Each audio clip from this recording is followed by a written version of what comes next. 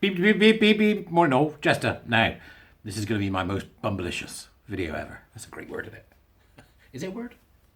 Is it a word? Not, no, it's not a word. It's not a word, right? Bumblicious. Make the coffee. Right. Some wag, right, put in the comments, could you just do us a 15-minute speech on where this all came from and how it's done? Critical race theory, critical social justice, queer theory, gender identity ideology, all that. Could you just do it in 15 minutes so we can show doubters? Right? That's like, saying to Indiana Jones, just, go and grab the ark, will you, when you got 2 minutes? That's the Holy Grail. To my wonderful YouTube watcher. That's the Holy Grail. Okay? Nevertheless, seeing as you've laid down the gauntlet, I'll give it a try, but it's going to be a mess. I can tell you that now, because I don't know anybody that's got the 15-minute stump speech right yet. Not Jordan Peterson, not James Lindsay, not anybody that's playing the game really has got the stump speech right, which is what I'm going to call it. It's a stump speech. It's like you've got 15 minutes to tell people about it. Go, right? So I'm going to give it a try and see if I can do it in 15 minutes or less. And I've promised to myself, that no matter how ridiculous I sound, no matter how silly this video is, I'm going to put it up so you can show what an actual bumbling idiot I really am. Right, okay? Because I'm just going to try and do it. So we're now at 1:23, 1 minute 23 of the videoids, right, okay? Become a warrior teacher. If you think I've got this right, buy me a coffee. Ooh, there's some kind of strange emotional blackmail going on there. So if you think I've got this right, buy me a coffee. If you think I've got it right or wrong, say so in the comments. But I'm going to give it a try, okay? Where did this come from? It's an interesting question, okay? Why are we in such a bloody mess? Right. So just very quickly then, here we go. I'm going to start in 8 seconds.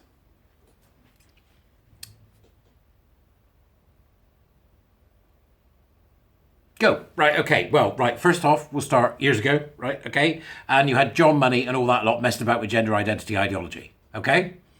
That's where that started, okay? 1980s, queer theory. Butler, Gail Rubin, and all her nut jobs, right, okay? That's what you got there. 1970s, Kimberly Crenshaw, working in the legal sphere, intersectionality and everything that goes with that, right? Okay, the idea, because there was genuinely a woman who was disadvantaged on multiple levels because she was a woman, because of her race, because of her socioeconomic status. Very valid concept within the legal arena. There's the three. Got it? Got it? Right? Got it? Gender identity, ideology, money, and all that business. Kimberly Crenshaw, right, okay. Then we had some lunatic woman called Peggy McIntosh who wrote a book about white privilege, not a book, an essay about white privilege, because she couldn't tell the difference between social class and race, right? I call her Peggy McIntosh in her knapsack. It was absolutely insane dribblings. Go and have a look, right? So there's another one you can add in, right? At the same time as that's going on over here, right, we've got the influences and the work of a man called Paolo Freire, who was an educationalist who said that the most important thing when you're educating children is to make them activists. There we are, 1960s, 70s and 80s. Okay, that's where it all came from, all right? Next. What was the political, cultural sphere like at the time? During the 70s and 80s, certainly particularly over here in America, over here in the UK, and maybe similarly elsewhere in the world, you had a situation where a lot of leftism was taking place and it was going as far as it possibly could. We were overrun with nonsense from the left. And in fact, that was exactly where it started. You can't get away from it because education is filled with leftism. Isn't it? We know it is. And that's the key thing here is about the education side of this. That's the most important thing to recognise. So what essentially happened was that these disgruntled bunch of Marxists and pissed off Trotskyists who never got over the fall of the Soviet Union in 1980, who've been, advocates of every possible cause, even the good ones, in civil rights since the 60s, and the vicarious ones that were nonsense, suddenly coalesced into one thing, and that one thing became critical social justice. Based on the works of Crenshaw, Freire, and all sorts of other people that I won't go into because I'm trying to do a 50-minute stump speech. So there's this fertile ground in 1980, between 60 and 80, of people, that were very much leftist, all, power to the people and all that stuff, right? Who never got over these pissed off communists who never got over the fall of the Soviet Union. And that it fell with such spectacular and horrifying reality that it meant that the work of Marx was forever tainted by it. And rightly so in my mind. It's nonsense. Most of this socialism is absolute bloody nonsense. So there you go. There's the fertile seedbed of it all. Right? Come forward, and what you ended up with was a bunch of people that got together and said, right, here's what we're going to do.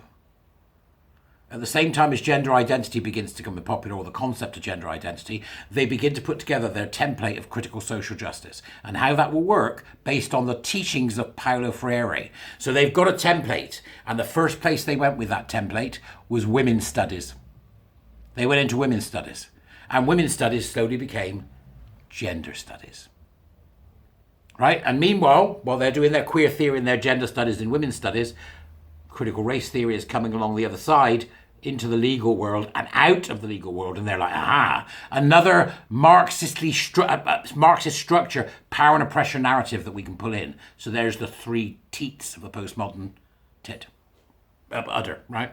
And it comes, these three things, okay? Women's studies. What fell next? English literature. And then teaching, at which point they started to teach others. So you had the high priests and priestesses who then taught the first generation of acolytes how to teach this stuff, and do so by practicing critical race theory and imbuing children and anybody else, universities as well, with a consciousness that could be disruptive, that was a critical social justice consciousness, a consciousness that was aware of oppression and power narratives everywhere and couldn't see any other way. And they left the early 80s, and they went out and they became teachers. And those teachers went into schools and they taught people how to do this. They taught it, and they did it surreptitiously, and they did it maliciously, and they did it in many ways in an indoctrinal way and hidden under the radar. So that gradually they brought their political leanings, which is this Marxist structured power and oppression narrative, using critical race theory, queer theory, and gender identity ideology in order to disrupt what narratives they see as heteronormative or as white-centered, or as whatever other power narrative they think they can play with.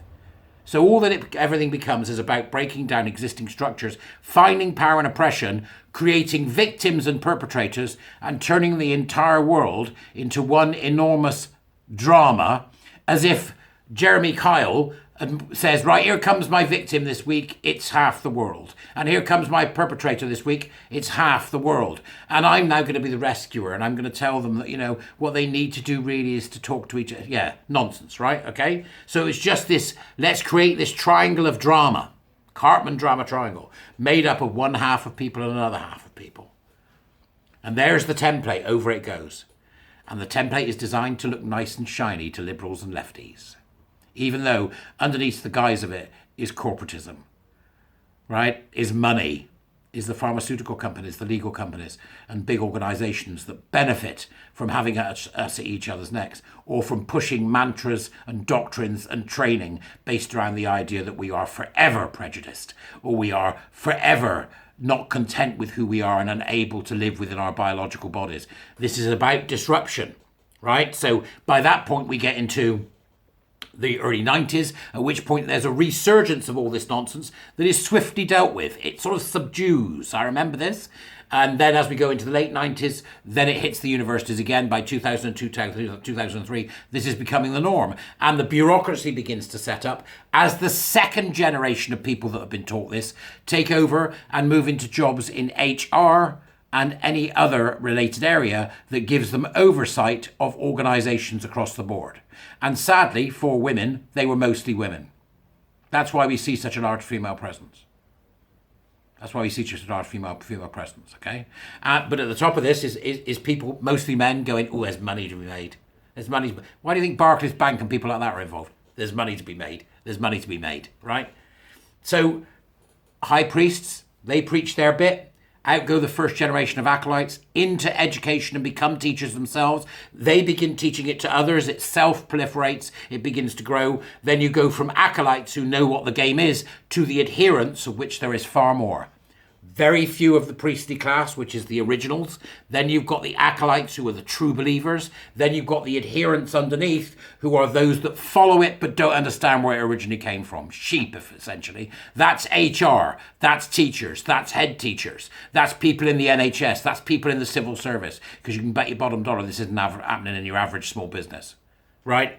The entire thing is inherently leftist. And that's an uncomfortable fact for many people who see themselves as leftist to believe. But you have to understand that the Overton window moved, and we went from what you and I would understand as left, which is looking at the material reality of people's lives and saying, no, we need to make sure that we can share the wealth and make people, better off. And we've done it brilliantly in many, many ways over the last 60 years. And these people have been an impediment since the beginning, and they're an impediment now. You didn't leave the left left you. Don't ever forget that. But they are now so embedded, tick-like, in the buttock of the public sector and the buttock of the corporate world, that as they come round together with their extremist ideologies, they will meet in the middle and they will create something we've never seen before.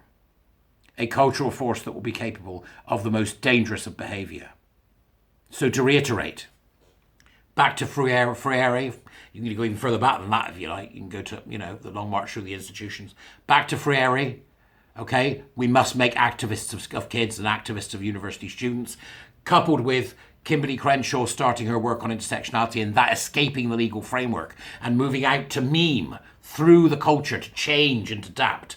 Then you've got the works of Butler and Rubin with their boundary-breaking let's destroy the child and everything heteronormative queer theory, and the works of John Money, Kinsey and Stoller, which came up alongside, but all of which were too beautiful a thing to miss to the mad, insane leftists who never got over the fall of the communist dream and utopia. And they still attempt to bring that communist utopia back today. That's exactly what is happening in schools, exactly what is happening in the civil service, the NHS and major organisations, including the courts and the police, is the attempt to bring about a utopian communist world, despite the fact that we know communism killed 100 million. But high priests, acolytes, adherents, flock. There are now far more adherents and far more of a flock than there ever were previously. Far more. And that's what we fight. You want to be a warrior teacher, that's what the warrior teachers are fighting, one person at a time. Because the narrative is revolting, the narrative is murderous, the narrative is dangerous, and the narrative knows no moral or even scientific or structurally competent realization of anything. It can't do.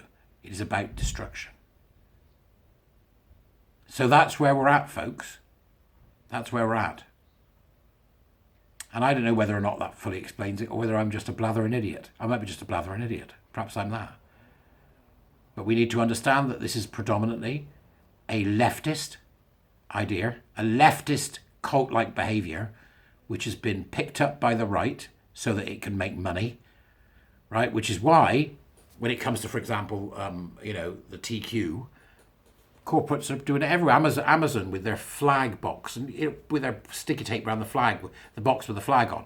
Organisations virtue signaling about the fact that they've got non-binary staff and all the bollocks that comes with it. The destabilising nonsense of neoliberalism, which is where you have whatever you desire.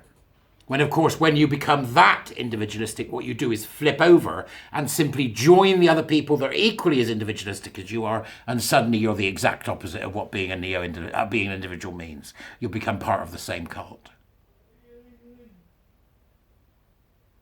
What you need to understand and what you need to know if you're a doubter is that there is far more to this than you understand. And all I would say to you is you have to consider in your mind, is it possible, just possible, that I'm wrong about what I'm thinking? Is it possible that there's something terribly amiss here? Is it possible that we've allowed a parasite to infect some of our most cherished institutions, and in doing so, to bring damage to children, to damage race relations, to cause doubt around our society and how we got where we are, to bring on a time of absolute destabilization, of absolute destruction?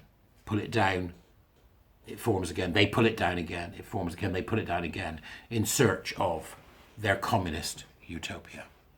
Backed by a fascistic state who will quite happily medicalise and monetize the bodies of children.